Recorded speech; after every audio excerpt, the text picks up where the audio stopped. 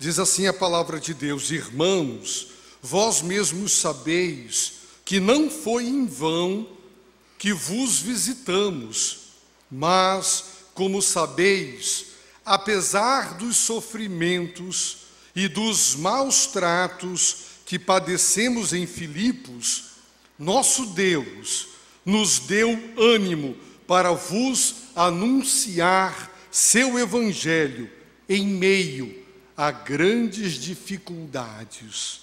Pai, em tua graça, concede-nos a bênção de ouvir a tua voz e de sermos por ti mesmo exortados nesta manhã.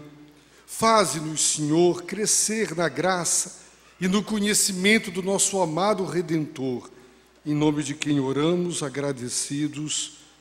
Amém. Queridos irmãos, lamentavelmente, a experiência e a observação comprovam que muitos deixam de servir a Deus na obra porque não querem sofrer. A experiência prova e comprova que toda pessoa que se predispõe a trabalhar para Deus, a servir a Deus, ela sofrerá. Inevitavelmente ela sofrerá. E como nós, seres humanos, não gostamos de sofrer e evitamos o que nos causa dor e procuramos o que nos dá prazer, muitos na igreja se tornam meros observadores da causa divina, porque querem evitar o sofrimento, os aborrecimentos, que são resultados naturais de quem abraça a causa divina. E é por isso que muitas vezes, e isso é quase que padrão, tem-se um número pequeno de pessoas envolvidas e trabalhando e um número mais expressivo de crentes não envolvidos ou integrados na obra divina. Porque a experiência comprova que, de alguma maneira, servir dá trabalho, gera alguns aborrecimentos, exige renúncias e nos expõe a situações que nós não precisaríamos passar se não estivéssemos assim, tão na linha de frente da obra de Deus. Talvez isso justifique e explique o fato de que muitos não se envolvem diretamente com a causa divina. No entanto, nós vamos observar na passagem lida que o apóstolo Paulo e Silas e Timóteo, e provavelmente também Lucas, eles sofreram muito para servir a Deus.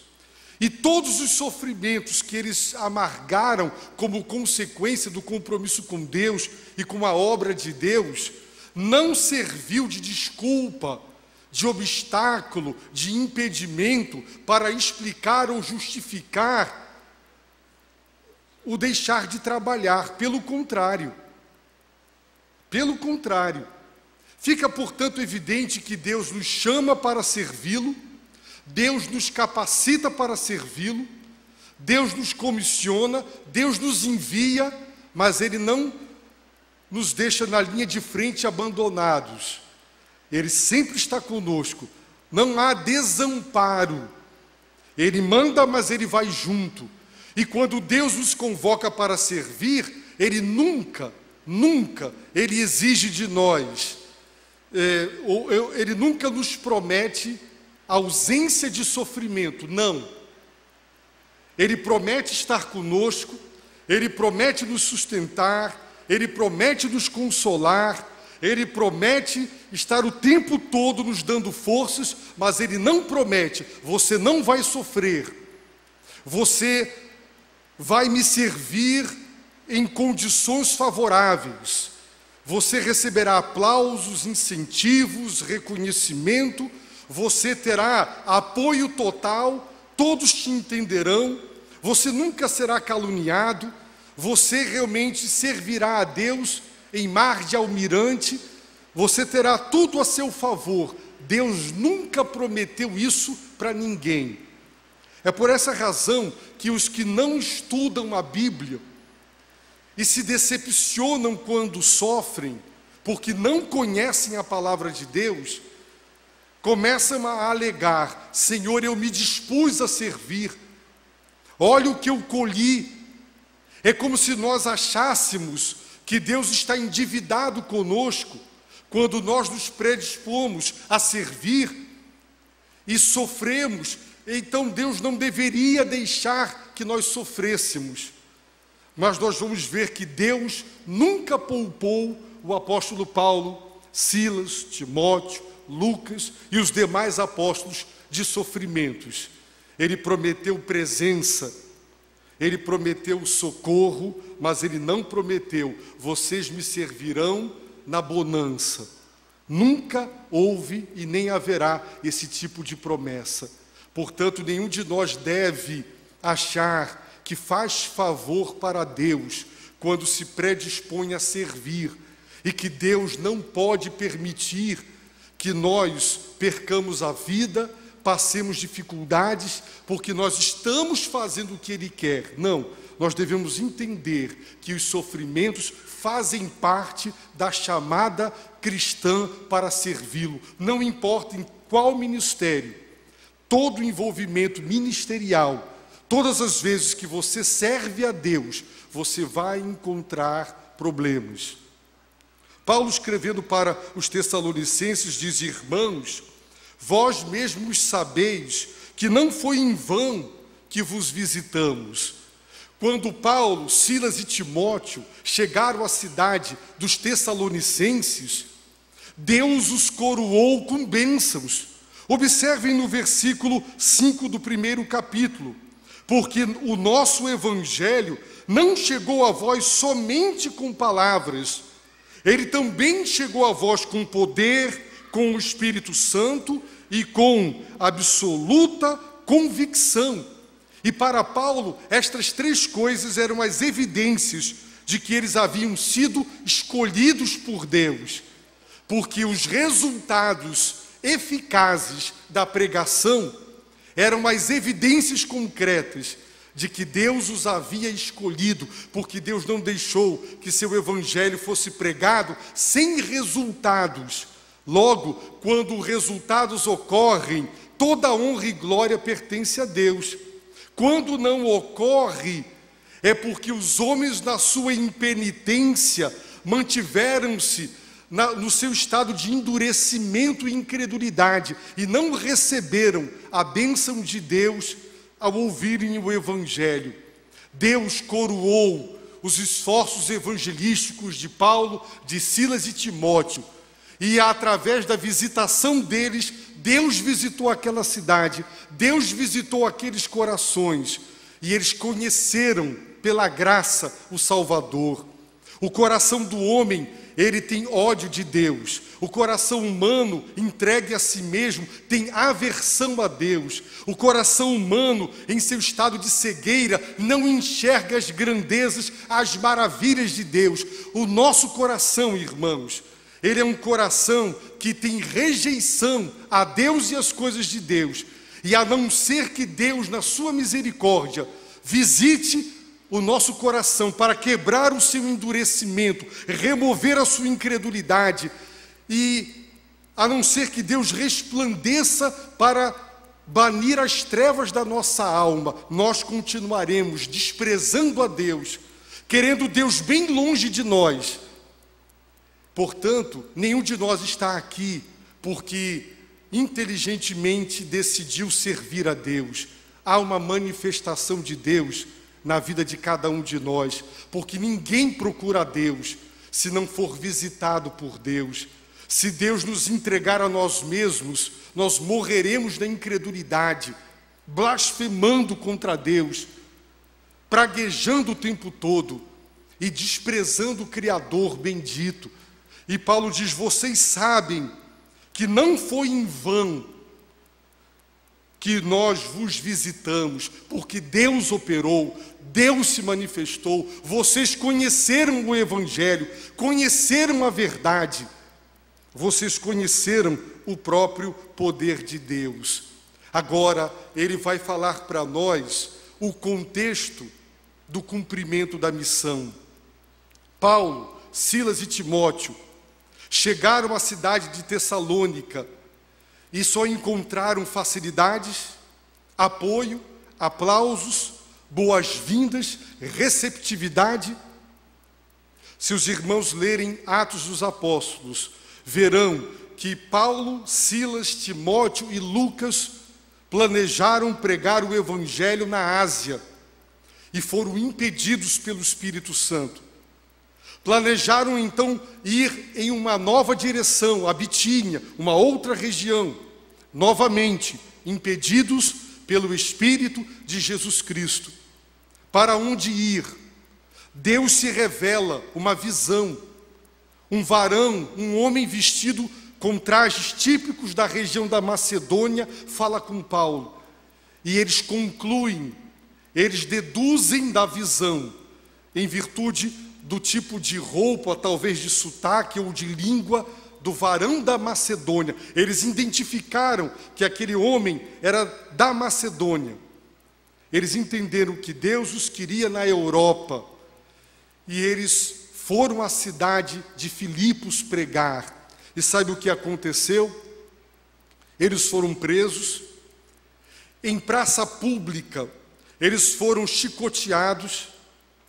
Eles foram colocados na prisão, na parte mais inferior da prisão, calabouço, com os pés e as mãos presos do tronco, com as costas rasgadas pelas chicotadas e abertas, nem sequer podiam se encostar, mas à meia-noite eles louvavam a Deus.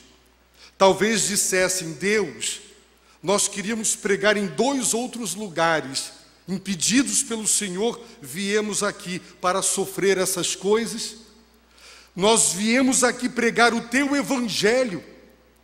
Deixamos Antioquia, conforto, uma igreja que nos queria. Deixamos uma boa casa, deixamos tudo. Saímos de Antioquia para chegar a essa cidade. O Senhor deixa essas pessoas porem as mãos em nós. Eles foram extremamente maltratados e foram para a cidade de Tessalônica. Quando chegaram lá, o que encontraram? Apoio, boas-vindas, encontraram a mesma realidade: oposição, perigo, ameaças, calúnias. Houve os judeus que estavam com inveja de Paulo, pegaram homens desocupados e fizeram um levante. Só não lincharam o apóstolo porque não o encontraram na casa de Jasson. Os irmãos conhecem bem o relato do livro de Atos dos Apóstolos. E ele, meus irmãos, foge de Tessalônica. Esse era o quadro, era o contexto de serviço do apóstolo Paulo. E eu pergunto, o fato de serem apóstolos, o fato de estarem ali renunciando tanta coisa, se esmerando, se dedicando, Deus os poupou de sofrer? Se a condição que você exige para se envolver com Deus e a obra é que Deus não permita que você se aborreça, estresse, que te obrigue a renunciar o seu descanso, o seu jogo de futebol e as coisas que você gosta, a sua televisão, os seus filmes. Irmãos, nunca Deus prometeu facilidades para quem quer servi-lo. Nunca. E ele vai dizer: mas como sabeis, verso 2, apesar dos sofrimentos e dos maus tratos que padecemos em Filipos. A palavra maus tratos traduz uma palavra grega que significa ser maltratado em público, com o objetivo da humilhação, de expor a pessoa à vergonha. É um sofrimento que tem a conotação do ultraje. É a tentativa de humilhar e expor a pessoa em público ao ridículo. Paulo foi despido, quase colocado nu na frente de todos, ele e Silas. E perante todos ele apanhou.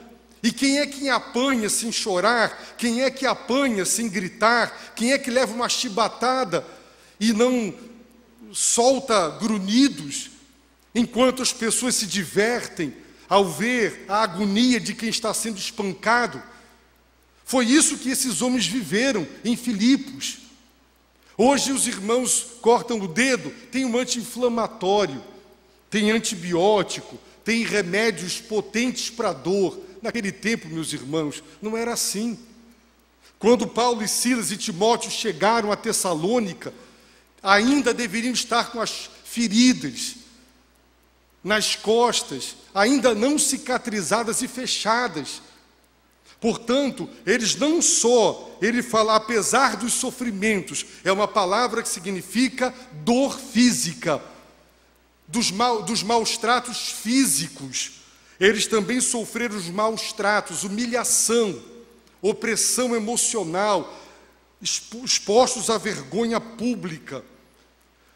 Mas ele diz, nosso Deus, apesar de tudo isso, nosso Deus nos deu ânimo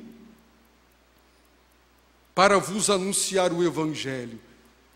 Se depois de pregar aqui eu levasse uma surra, será que eu teria coragem de voltar aqui à noite para pregar novamente? Se você no seu trabalho, no seu local de trabalho, no seu local de vizinhança ou dentro da sua própria casa, apanhasse por causa do Evangelho, as pessoas que não têm Deus e não têm salvação em trevas, elas não compreendem as grandezas de Deus, os prazeres espirituais. Quantos amigos me perguntavam, para quê? Você já vai para a igreja de manhã, volta de noite. Eles não conhecem a alegria espiritual da adoração, de render graças àquele que nos dá vida, nos dá existência, e que embora nós estejamos de costas para Ele, nos deu salvação e vida eterna. É o prazer de adorar e de bendizer o grande, o todo-poderoso. Irmãos, muita gente se revolta com o Evangelho. Você abriria a mão de Cristo e da palavra de Cristo. É isso que Paulo está dizendo. Apesar, o que eles escolheram como produto da obediência, eles receberam coroas de flores. Qual foi o resultado de terem dedicado suas vidas a Deus? Aplausos? Não, sofrimentos. E eles desistiram. Deus prometeu, continue, Paulo. Eu não vou deixar que isso aconteça em outras cidades, não. Mas ele disse que apesar dos sofrimentos e dos maus tratos, padecidos, sofridos, Deus nos deu ânimo. Em outras traduções, ousada confiança. É uma palavra que significa coragem para falar com ousadia. Se você estiver lá na universidade, onde já existe, por exemplo, um clima que considera o evangélico, infelizmente por causa dos supostos evangélicos hoje e da vergonha que se passa na nossa sociedade por aqueles que não seguem a Bíblia, mas usam as coisas de Deus para os seus próprios benefícios, muitos deles consideram que os evangélicos são tacanhos, são intolerantes, e se você, por exemplo, mesmo que com argumentação, você falar, por exemplo, sobre o ponto de vista divino, à luz das Escrituras, contrário ao homossexualismo, você vai receber afrontas, você vai ser vaiado. E num contexto onde você sabe que vai ser vaiado, que você vai ter como resultado a animosidade das pessoas, muitas poderão ficar enfurecidas com você por sustentar uma opinião que para eles é insustentável. Você teria a coragem de dizer o que você crê? O que é que você precisa no momento desse? Coragem. Coragem para dizer o que deve ser dito, sabendo que você pode sofrer consequências. E foi isso o que Deus deu a Paulo, a Silas e Timóteo: ânimo, coragem, para falar com ousadia a verdade. Deus não disse: eu prometo que vocês não serão tocados. Deus não deu promessas de livramento, de sofrimento. Deus deu o que eles precisavam: coragem para fazer o que Deus mandou. É isso, irmãos. Quem não quer sofrer não serve a Deus. Para evitar o sofrimento, evita servir, mas também não recebe isso aqui: ânimo, revestimento de poder, unção de Deus. Não recebe de Deus a visitação do Espírito Santo, não tem as experiências de receber a manifestação de Deus, porque Paulo está dizendo: Deus nos deu a coragem que Paulo teve para em Tessalônica pregar, com a mesma coragem que ele pregou em Filipos, mesmo tendo apanhado tanto. Aquela coragem não era um atributo dele, não eram qualidades de Silas, de Timóteo e de Lucas e de Paulo. Ele humildemente admite que era uma coragem de origem divina. Deus veio sobre eles e deu a eles o que eles não tinham: coragem para dizer o que deveria ser dito, mesmo sabendo que seriam recriminados. E se os irmãos lerem o livro de Atos dos Apóstolos, no capítulo 17, os irmãos sabem do levante. Ele teve que sair fugido, senão iriam matá-lo. Portanto, Paulo não pregou o evangelho em Tessalônica num contexto de aceitação. Não foi de oposição, de perseguição e de rejeição. Mas ele diz: apesar disso, eles deixaram de cumprir a missão? Não. Quando você se dispõe a fazer a vontade de Deus, você vai sofrer. Você vai sofrer incompreensão dos seus. Você vai receber críticas. Paulo era um homem íntegro, mas as cartas que ele escreve para se defender, o contexto eram as calúnias. Tentavam desacreditar a sua moral, atingir o seu caráter, para denigrir a sua imagem e diminuir a sua influência. Olha o que as pessoas são capazes de fazer. Dói no nosso coração quando alguém duvida da nossa palavra, quando alguém suspeita das nossas intenções, ou coloca em xeque o nosso caráter e a nossa integridade. Paulo diz no capítulo 4 de 1 Coríntios, que na opinião dele, para Deus os apóstolos estão em último lugar. E ele chega a essa conclusão, sabe como?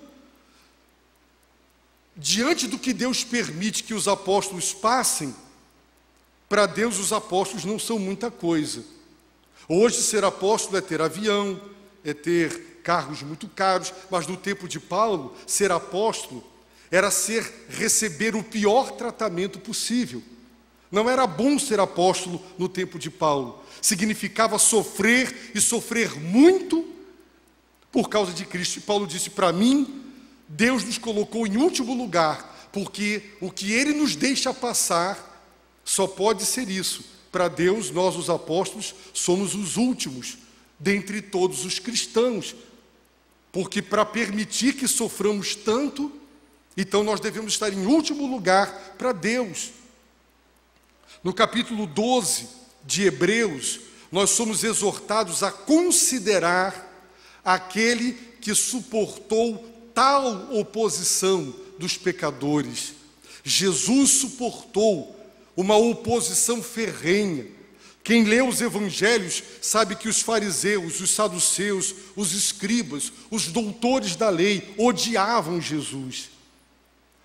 Perseguiam, caluniavam, faziam de tudo para conseguir destruí-lo. Jesus não teve um ministério, irmãos, marcado por bonança. Foi o tempo todo sendo submetido a testes pelas autoridades de sua época. Por isso, a Bíblia manda que nós consideremos Jesus, a oposição que ele amargou, que ele enfrentou. A Bíblia diz que em troca da alegria que lhe estava proposta, ele suportou a cruz. A cruz foi a vontade de Deus para ele.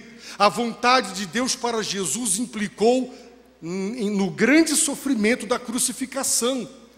Mas ele, em troca da alegria de ter obedecido a Deus, ele suportou o insuportável.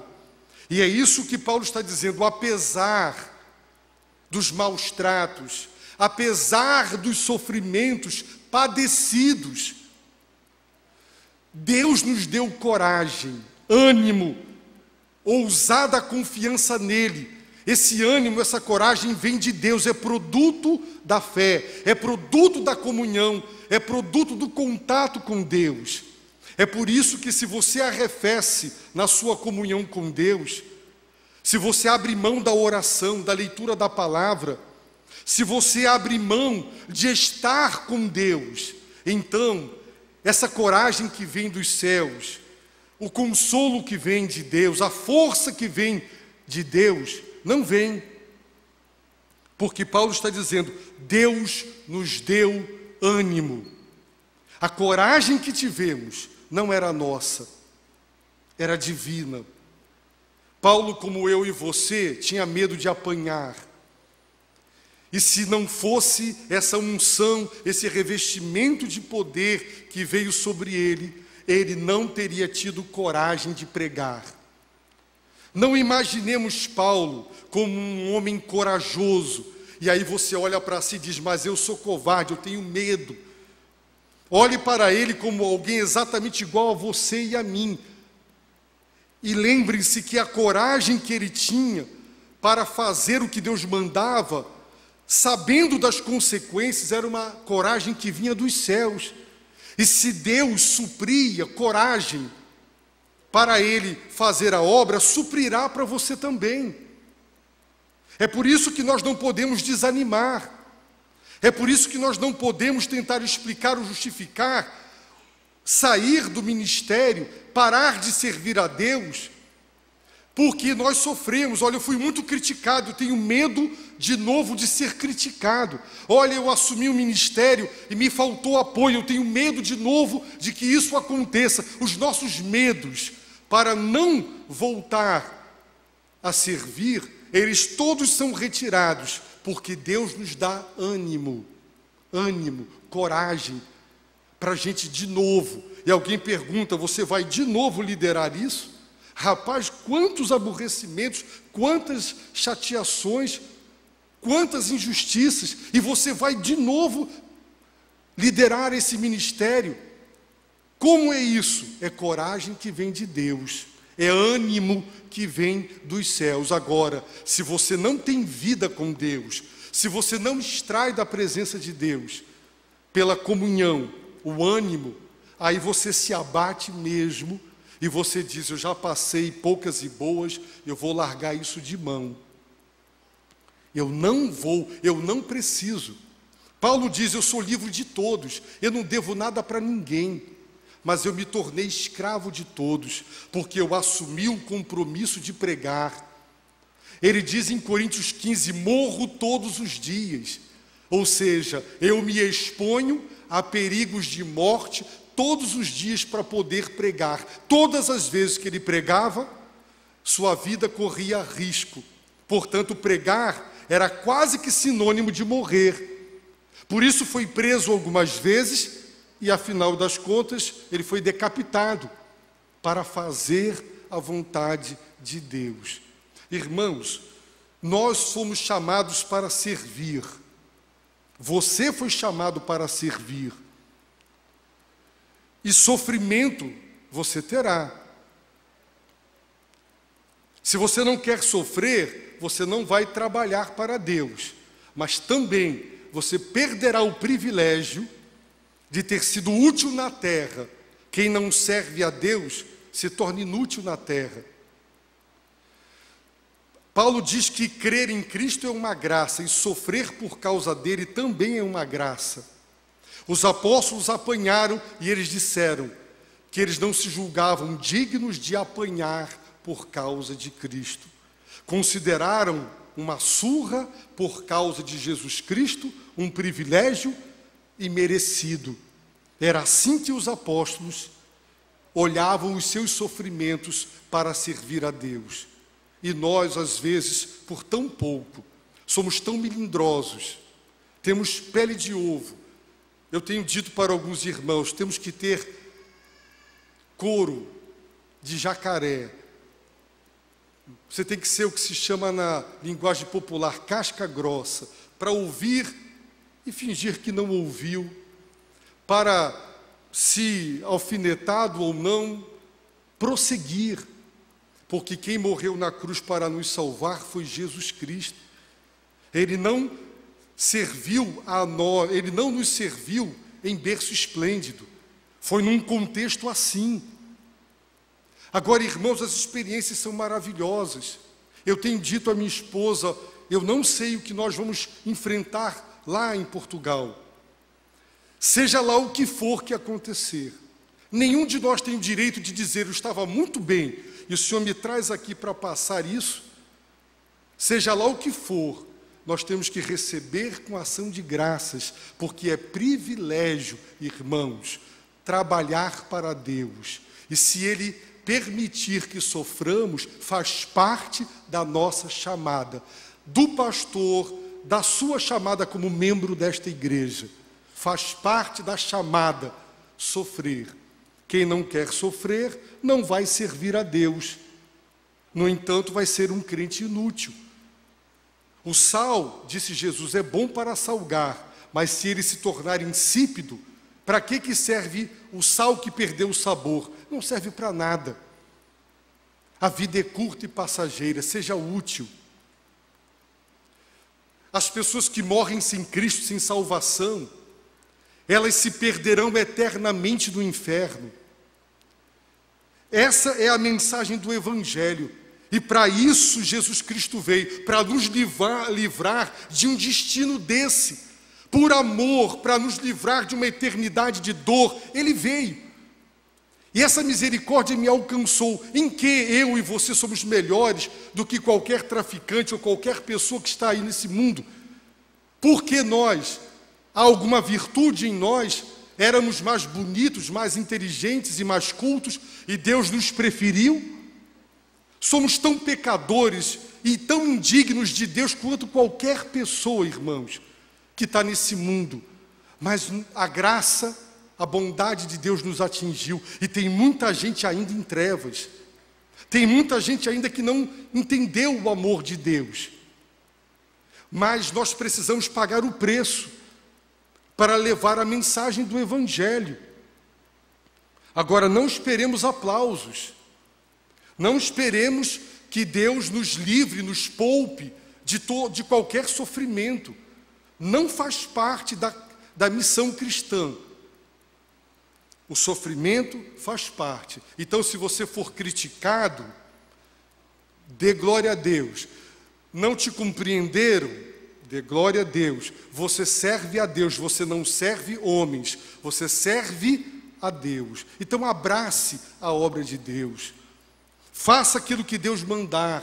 Diga o que Deus mandar com amor, mas diga. Tenha a coragem na faculdade de abrir a boca e de se posicionar como cristão. Ame e tenha orgulho da doutrina. Não tenha vergonha de dizer o que você crê. Se você tem vergonha de expressar a sua fé, então você não é digno do Evangelho. Mas, pastor, eu não tenho coragem. Então você não tem tido comunhão com Deus. Porque quem tem comunhão com Deus recebe ânimo. Deus supre as nossas necessidades. E Ele supriu o apóstolo Paulo, Silas, Timóteo e Lucas de uma coragem que eles não tinham, mas que receberam. Eu termino, irmãos, lembrando que logo depois do Pentecostes, quando veio aquela grande perseguição, a oração de Pedro e João e de toda a igreja foi: agora, pois, ó Senhor, olha para as suas ameaças. Eles não pediram: Deus, por favor, compreenda, nós precisamos de um tempo, deixa a poeira assentar, deixa os ânimos se arrefecerem. Quando tudo voltar às boas, então nós voltaremos a fazer a nossa obra. Não foi isso. Eles disseram: olha as ameaças, considera, nossa vida está em perigo, mas concede aos teus servos que falem a tua palavra com toda a coragem. Porque eles sabiam que naquele contexto, se eles continuassem pregando, eles poderiam ter o mesmo destino de Jesus Cristo, a crucificação. E a Bíblia diz que, quando eles terminaram de orar, o lugar em que estavam reunidos tremeu. Todos ficaram cheios do Espírito Santo. Todos passaram a anunciar com coragem a palavra de Deus. Se eles tivessem se acovardado, eles não teriam experimentado aquela presença que fez a terra tremer e aquele derramamento do Espírito trazendo plenitude, e como produto da plenitude a coragem. Eles não teriam tido aquela experiência profunda com Deus. Então, irmãos, quando estivermos diante dos sofrimentos para adorar, para servir, nós devemos pedir a Deus que Ele supra o que nos falta, mas o nosso dever deve ser cumprido. Devemos cumprir o nosso dever, não importa as consequências. Jesus disse a uma das igrejas do Apocalipse: ser fiel até a morte. Essa expressão até a morte significa, se necessário for, a ponto de morrer. A expressão até a morte não significa até o último segundo de vida que você tiver sobre a face da terra. Não, está dizendo ser fiel, se necessário for, a ponto de morrer.